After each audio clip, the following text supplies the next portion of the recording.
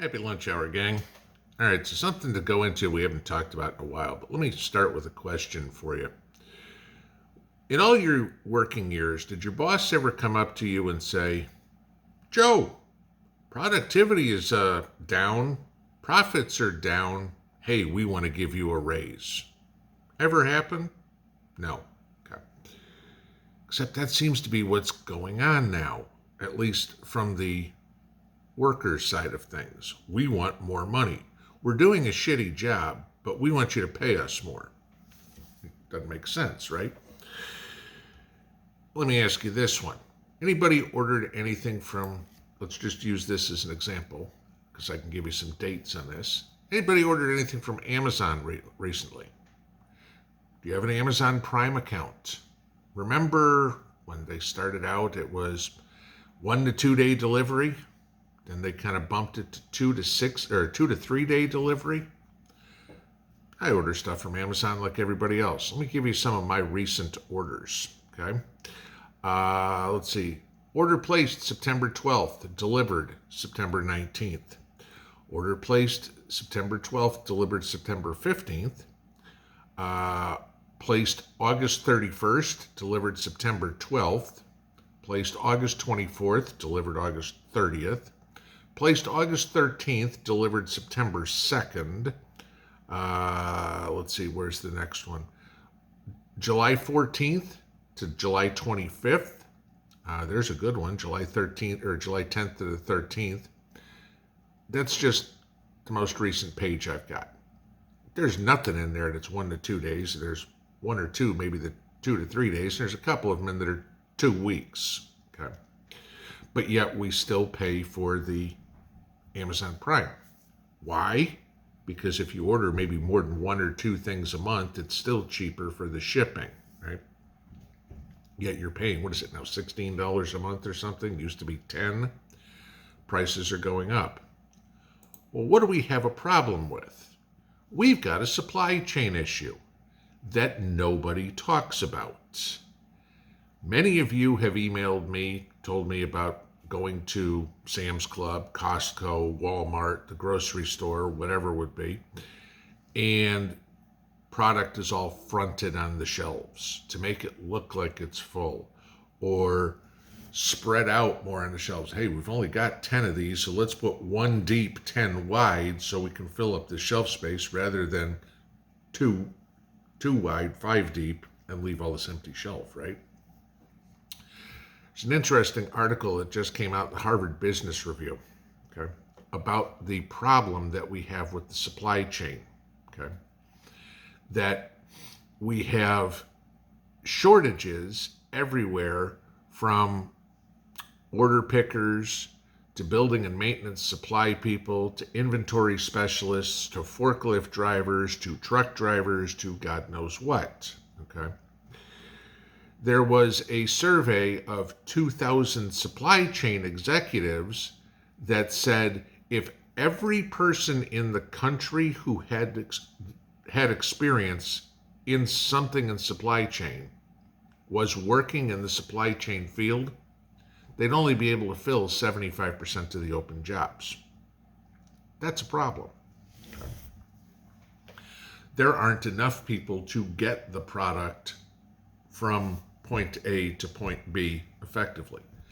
I've got a couple of things I'm waiting to come on now, one from DHL and one from FedEx, right?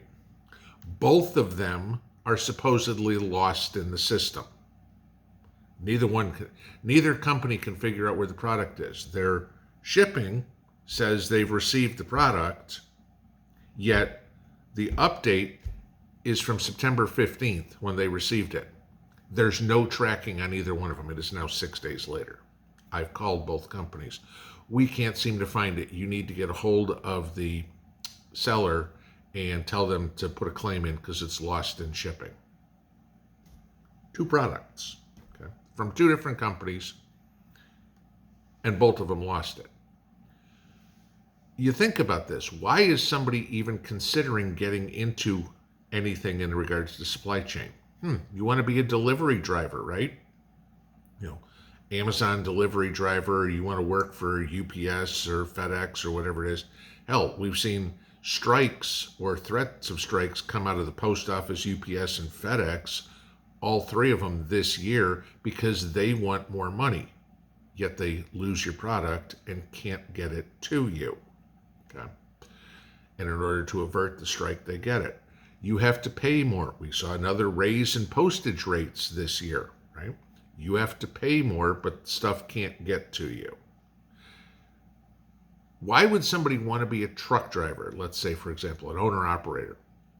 Forget about going to California soon. Unless you've got a brand new electric truck, we're not going to let you come in. If you don't meet these emissions status, emissions regulations that they've got, you can't drive on California roads. What was it? It's like somebody said it's like any truck that was made somewhere after like 2002 or whatever wouldn't meet California emissions. Oh, great. 30% of our produce comes from California. Okay. I guess that's not getting to us anymore. These are things that we start paying attention to, because the excuses will start coming out like assholes. They'll be everywhere. But the stuff can't get to you. It's already slowing down. We remember what happened with the supply chain during COVID, and all the answers we got were, oh, it's the dock workers are on strike. We don't get everything we need from China, believe it or not, okay? There's still a lot of stuff that we get domestically, food primarily.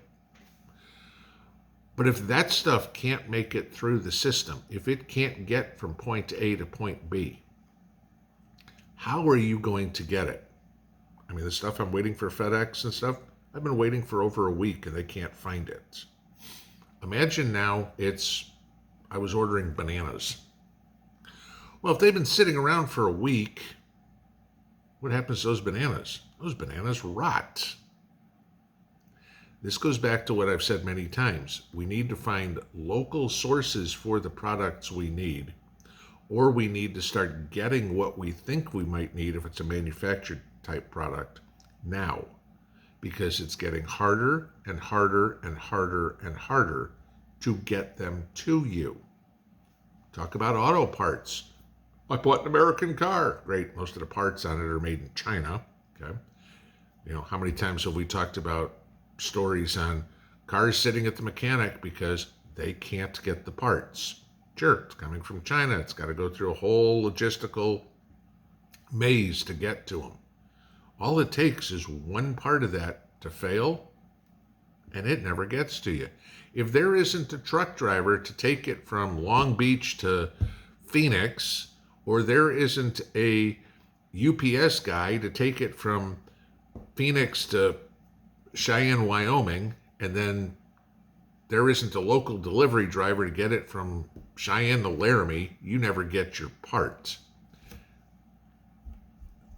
This is something to really pay attention to. We're slowly watching it collapse around us. There aren't enough people to do the job. The ones who do the job don't do the job well, and yet they still come up and say, I want more money. I mean, probably about a month ago, I had an argument with a FedEx driver who apparently was in training, and they left a package down at the street. I'm at the bottom of the street, okay, go up the hill. They just left a package down at the bottom of the street for one of my neighbors. I said, you can't leave the package here. I said, you need to take it up to the house. I can leave it wherever I want. Half a mile away from somebody's house is considered delivery. And I told her, I said, you need to take it up there. She's like, I'll do whatever I want. I said, then I'll have your job. She goes, go ahead and try. You can't get me fired. My answer was, watch me. The next day when the FedEx driver came, it's a different driver. Okay. This is what's going on. People, there's no pride in their work. They don't even want to work, yet they come up and go, I need more money to do nothing. How long does it take till there aren't any companies to do anything because nobody will work? Something to think about in the supply chain and what you got, when you're going to get it. because it's already getting harder and harder and harder and harder. And I'll bet every one of you has some sort of story that you could share that says, I waited 2 weeks for this, or 2 months for this, or they told me that they couldn't get the parts anymore, or delivery was crap, or whatever. We got a big supply chain problem. Nobody's talking about it, but it's out there. Pinball out.